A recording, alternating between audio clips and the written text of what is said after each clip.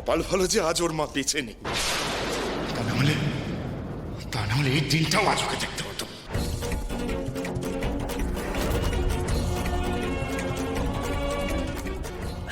ও বাবা, তোমরা আমাকে নিয়ে যা বলার, যা ইচ্ছে বলার বলো।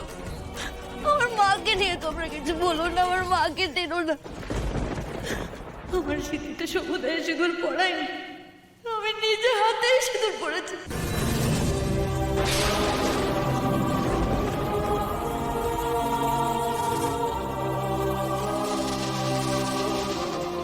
আমি জেনে বুঝে এই পাপ কাজ করিনি বাবা।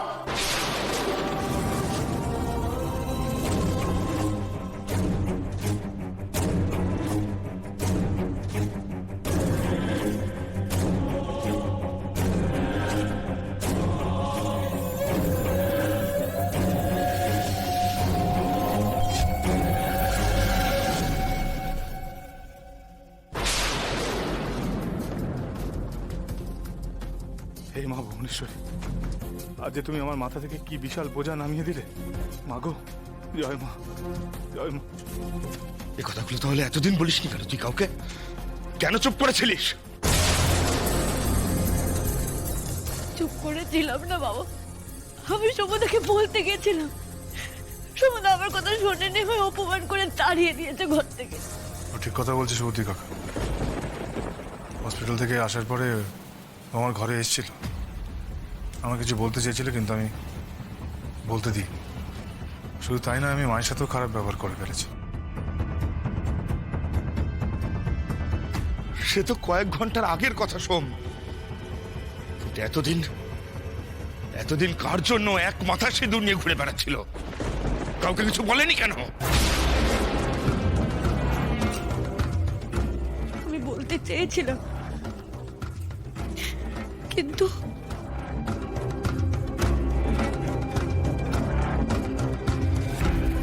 কিন্তু কেউ তোমায় বলতে বাধা দিয়েছিল, তাই তো? বলো,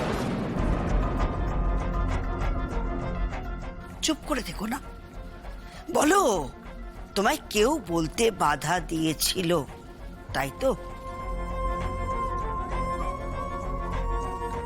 ময়না, ময়না, সত্যি করে বলো, তোমাকে কি কেউ সত্যি কথা বলতে বারণ করেছে?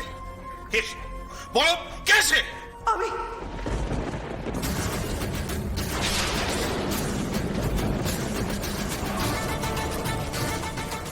আমি বাধা দিয়েছিলাম, আমি ওকে বলতে বারণ করেছিলাম। রান্নাঘরে সেদিন পাইপ লাইন, গ্যাসের পাইপ লাইন আমি কিনেছিলাম। আমি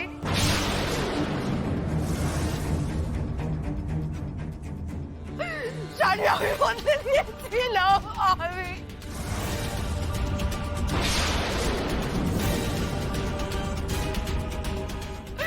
আমি পার্বতীকে দাদামণির পাশে সহ্য করতে পারছিলাম না।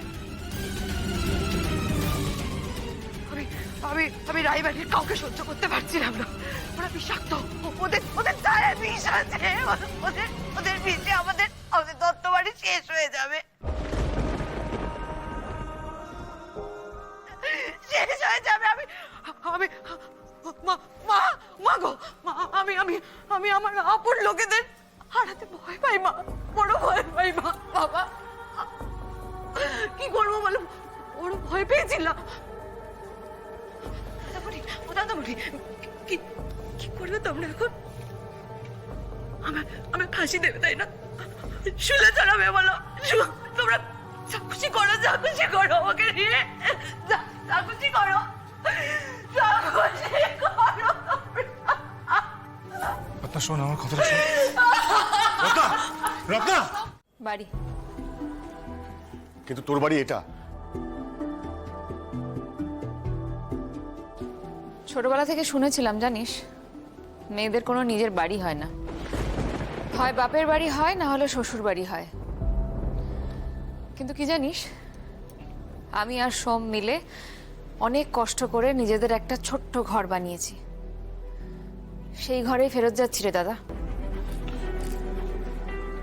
যাস না পারো, যাস না। আমি তোর ভালোর জন্য বলছি। ওই ময়না তোর সামনে সোমের বউ সেজে ঘুরে বেড়াবে, সেটা কিন্তু তুই মেনে নিতে পারবি না পারবি। তবে আমি তোকে কথা দিচ্ছি যে ওই ময়নাকে আমি ওই বাড়ির থেকে ঘাড় ধাক্কা দিয়ে বের করে দেবো, আর তারপর তুই যাস মাথা উঁচু করে ওই বাড়িতে। দেখ দাদা, মাথা কাজ করছে না। কে? আমি এই ভুবনপুরে ছোট সাহেব, তার ভয়ে ভুবনপুর কাঁপে। আর তুই কে যে বউয়ের ভয়ে কাঁপে? হ্যাঁ,